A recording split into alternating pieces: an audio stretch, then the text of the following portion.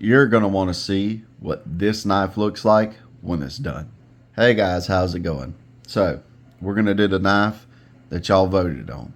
This is petrified wood, and this is the cool design knife that y'all picked out, which I'm really happy y'all did because this is going to be a little tough. It's going to give me a little new experience. I might probably have to use a Dremel to get in there and kind of get it to sit flush with this handle, the stone itself. Now, at first I was thinking I should probably just go across like this, so kind of like a flat across with the stone. And I said, no, that don't look good. At least in my opinion, it don't.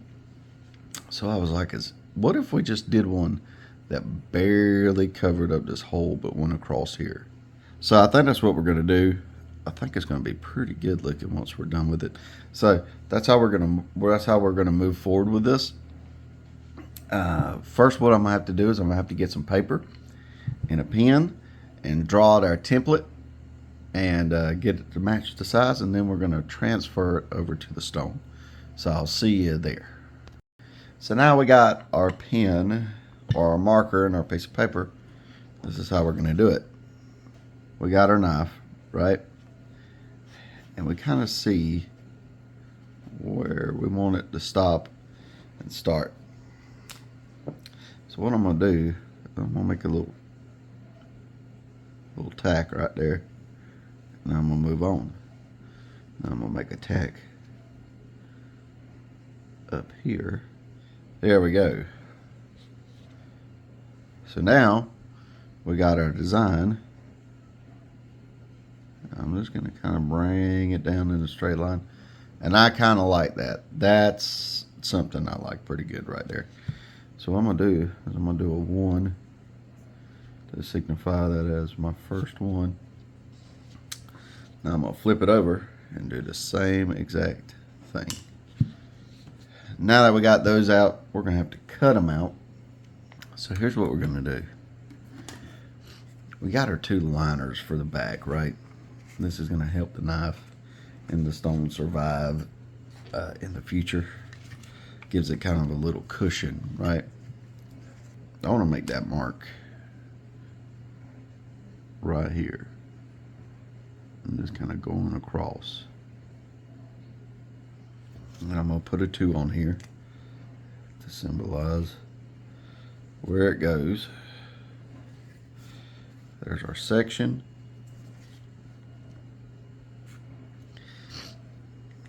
So, next thing we want to do is we want to draw that on to the stone itself.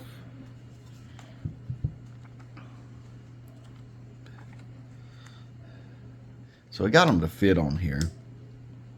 So what I'm going to do, I'm going to pin this down. I'm just going to draw an outline on it.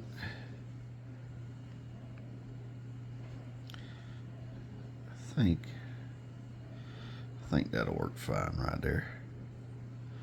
Yeah. Next thing we're going to do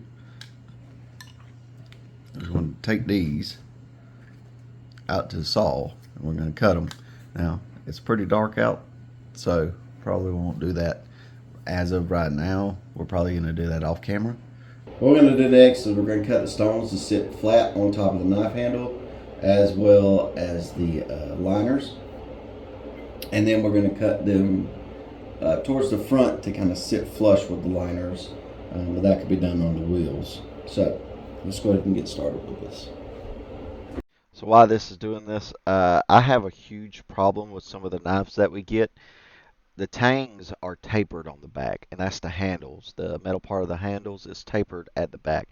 And a lot of times I have to cut into the tang to get the knives to sit perfectly flush with the stones. Stones generally do not bend or have any give to them. So when the tang comes like that, it's really a detriment. It takes a ton of time. So what I did is I stopped with a flat lap for the tang, and I went over to the Cab King. Diamond Pacific will work well too. But I went there and I flattened them out like that, and it worked fantastic. It worked great. I'm really happy with it. So just a little tidbit in the future if you're doing this at home.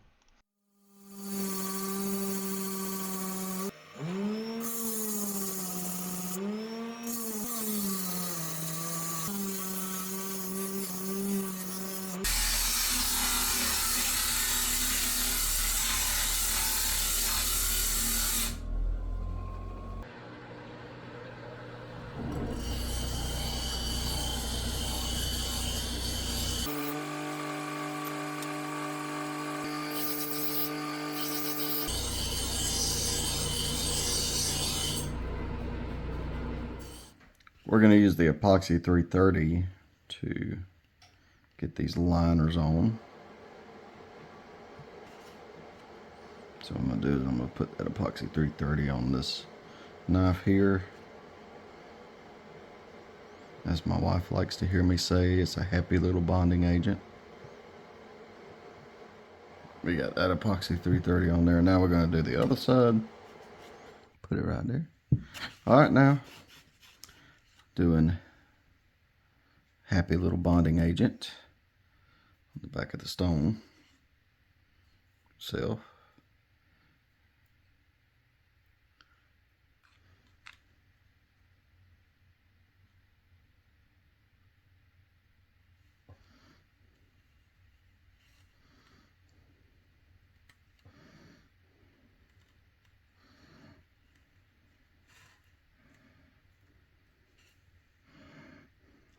Now, it doesn't look like much now. Trust me when I say, when we're done, we'll have ourselves a nice looking knife. Hey guys, while I got you here, I'd like to ask you to like and subscribe and share. It helps the channel out and we immensely appreciate it. So what we're going to do here is this far left wheel, we're grinding the stone and the liner down to the general shape and size. Then on that second wheel, we're going to get it to a nice and more tight fit to the tang, and that way everything sits flush. We're also going to dome over the stone itself, so it's got a nice rounded surface on it. Then after that, we're going to take it to this black wheel. Now this black wheel may be the most important wheel on the entire machine. What this does is it starts with your first line of scratch removal, but it also does your more minute stone removal, but it also takes out all the flat spots of the previous wheels, and that's very important. Also, what's important about this black wheel here is, let's say I do this black wheel and I did not remove all the spots from that second wheel there with that black wheel. Well, I move to that red wheel, which you'll see here in a minute. Those scratches will stay in there from then on. So we definitely want to remove any man-made scratches. Now, I do not remove anything that is natural to the stone. So if the stone has a natural dip, pit, anything like that, I'll try to cut it down to, remove somewhat. But if it's natural to the stones, stones just naturally pitty, things like that. I'm not gonna do that. Just let the stone be what it's gonna be. It's in my eyes, it's part of the bragging rights of having a stone handled knife. Also, it gives it a little grip, a little more texture. And it's the natural stone, I'm not putting glue to fill in any holes, nothing like that. I'm keeping the stone the way it should be. And then what we're going to do is we're going to move over to the second set of wheels, that brown wheel right there. And the brown wheel is what that's going to do, is going to continue removing scratches all the way up until that pink wheel, which is a pre-polished wheel. And then the little felt pad on the side there is a cerium oxide wheel. We use cerium oxide on it. I think it goes up to 3 micron. Throughout this whole process, I know you can't see it, but I will be taking the stone off of the wheels, drying it completely, and looking at it with a 10 times magnifying glass to make sure that all the scratches are out of it. So we'll see you when all that's done.